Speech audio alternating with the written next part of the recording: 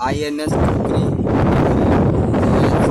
યાદમાં જે જહાજ ડૂબી ગઈ હતી ને મ્યુઝિયમ તરીકે મૂકવામાં આવી છે. એ જહાજ આપણે જોવાના છે.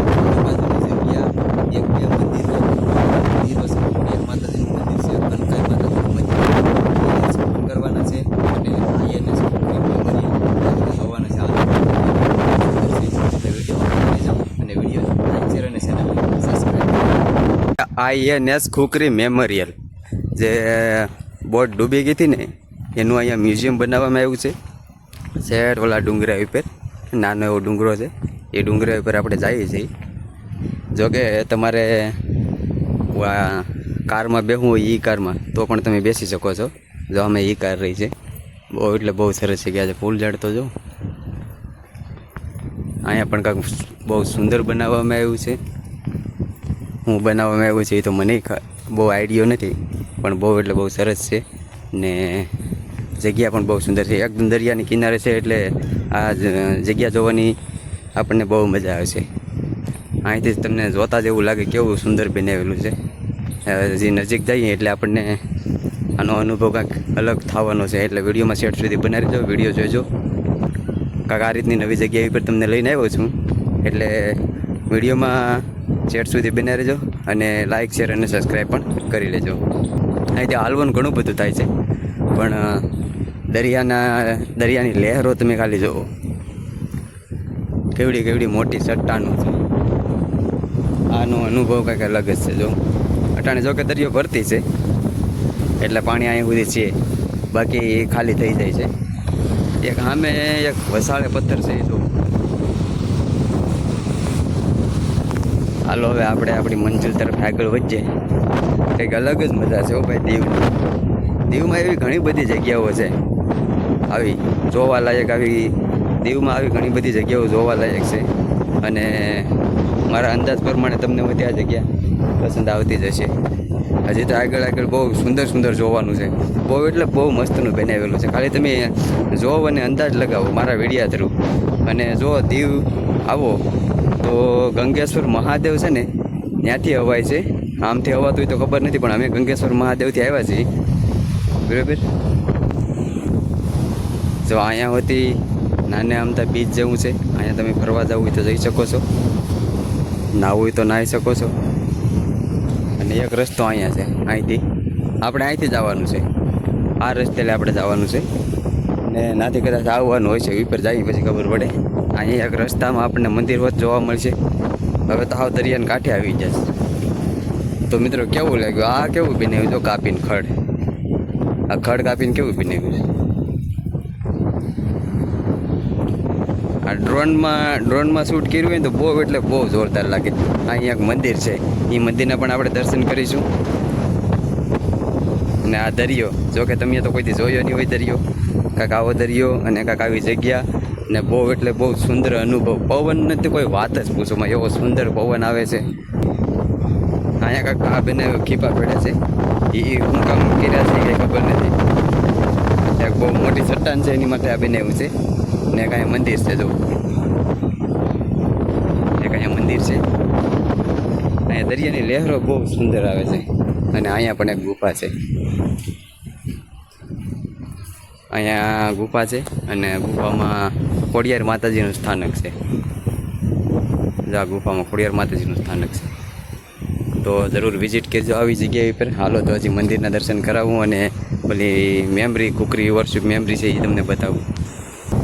તો આ બહુ મોટી ચટ્ટાન છે જે એની માથે કાંઈક બનાવ્યું છે ને એની અમુક છે ગુફા, અને ગુફામાં મંદિર છે. જો આવું મંદિર છે.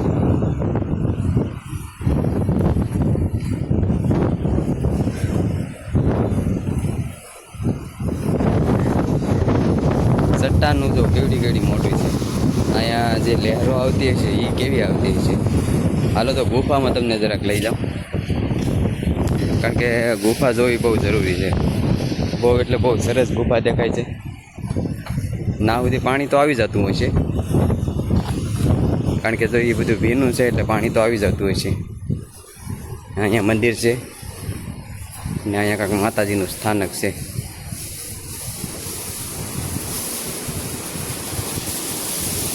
જય કંકેશ્વરી માતાજી છે. ને અહીંથી પાણી આવતું છે. જો આવે છે ને પાણી.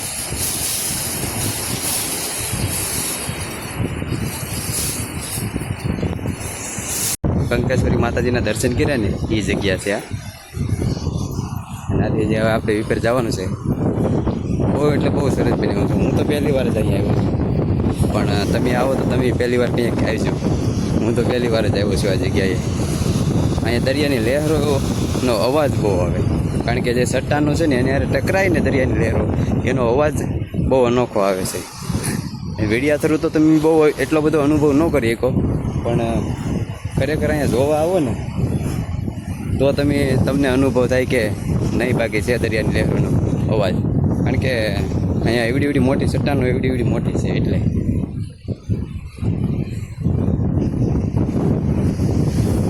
અહીંયા સાંજના સમયમાં કંઈક વાતાવરણ કંઈક અલગ જ છે, કંઈક અદ્ભુત વાતાવરણ હશે સાંજના સમયમાં.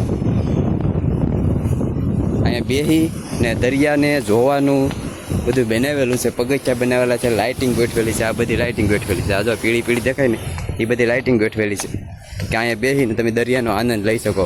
પણ એનો સમય અલગ હોય છે, સાંજનો સમય કદાચ હશે. સાંજના સમયમાં આ જગ્યાએ સનસેટ થાય ને એ પણ જોયા જેવો હોય છે. જો અહીંયા સનસેટ થાય છે, પણ એ સાંજના સમયમાં 6-7 વાગ્યાના સમયમાં જોયા જેવો હોય છે. એટલે અહીંયા બધું બનાવેલું છે એ સનસેટ જોવા માટે. જો અહીંયા લોકો બેસીને જોતા હોય બધા, એ માટે જ બનાવેલું છે ને સરસ મજાનું. તો કેવું લાગ્યું મિત્રો? જો અહીંયા બેસીને જોવાનું છે, અહીં બેસીને બધે દરિયો નિહાળવાનો. હાલો હજી આપણે વિપેર થોડાક જઈએ. વિપેર જઈને તમને બતાવું કે વિપેરથી દરિયો કેવો દેખાય છે, ખાસમાં ખાસ સનસેટ કેવો દેખાય છે એ હું તમને બતાવું. કાયદેસર પગથિયા બનાવેલા છે, લોકોને બેસવાનું છે આ બધે. અને મને તો બહુ પર્સનલી બહુ સરસ લાગ્યું, કારણ કે બધું એવું બનાવ્યું જેવું છે. આપણે અહીંથી કંઈક અનુભવ કરીએ કે અહીંથી બેસીને જોઈએ તો કઈ રીતનો દરિયો દેખાય છે. જો અહીંથી બેસી ને આનો અનુભવ તમે કરો દરિયાનો, ખાલી કેવો અનુભવ થાય આ દરિયાનો છે ને. બહુ એટલે બહુ મસ્ત બનાવ્યું. તો એકવાર જરૂર વિઝિટ કરજો આ જગ્યાની.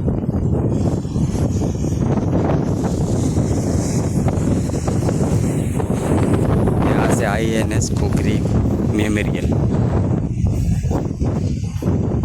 જે યુદ્ધમાં જહાજ ડૂબી ગયું હતું ને એ જહાજ અહીં મૂકવામાં આવ્યું છે.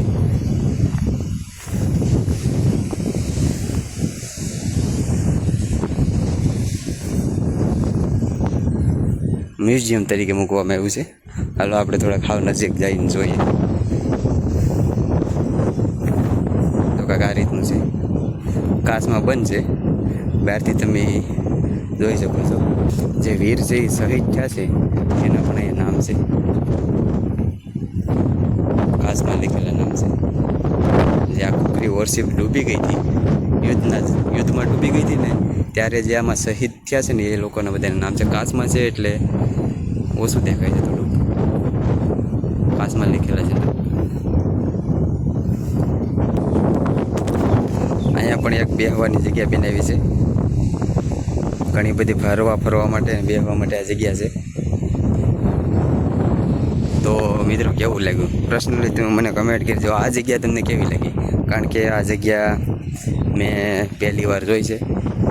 પહેલી વાર સર્ચ કરીને આ જગ્યામાંથી આપણે આવ્યા છીએ અને તમને મારા વિડીયો થ્રુ હું બતાવું છું. તો એ પર્સનલી જગ્યા તમને કેવી લાગી? હવે આપણે જે રસ્તો મેં તમને પહેલાં સીંધાડ્યો હતો ને એ રસ્તે આપણે નીચે ઉતરવાનું છે. અહીંયા મંદિર છે, એ મંદિરેથી આપણે નીચે રસ્તેથી ઉતરવાનું છે.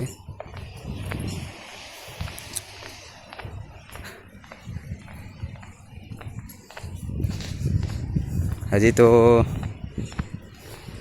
ઘણું બધું ઉતરવાનું બાકી છે, પણ આમ ફરીને તમે જાઓ ને બધું જોતાં અહીંથી તમે નીકળી જાઓ છો. બહુ એટલે બહુ આ ખડ ને બળ ને એવું બધું એવું મસ્તનું બનાવ્યું ને કે તમને આમ આનંદ જ આવે, એમ જોવાની બધી મજા જ આવે એમ. એવું બધું બહુ સરસ છે. અહીંયા આપણે એક મંદિર છે, પણ એ મંદિર આપણે જોવા મળે તો થાય. એક રસ્તો અહીંથી છે, એ આપણે હમણાં આવ્યા ને ઓલી વોરશિપ જોઈને ત્યાં જ આ રસ્તો જાય છે. દરિયા કિનારે જે બેસીને જોવાનું છે ને એ જો અહીંથી મિત્રો વ્યૂ કેવું આવે છે જો બહુ એટલે બહુ સરસ વ્યૂ આવે છે ને અહીંથી હવે નીચે ઉતરવાનું છે અહીંયા એક મંદિર છે પણ ના જવાનો રસ્તો હોય તો હમણાં હું તમને બતાવી દઉં શું કે દેખાતો રસ્તો નથી પણ જો જવાનો રસ્તો હોય ને તો હમણાં હું તમને એ મંદિરે જવાનો રસ્તો બતાવી દઉં છું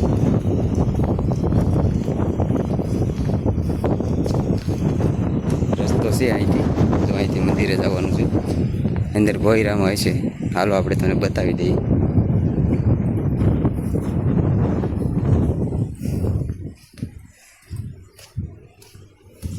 જો આ રીતનું છે ભોયરામાં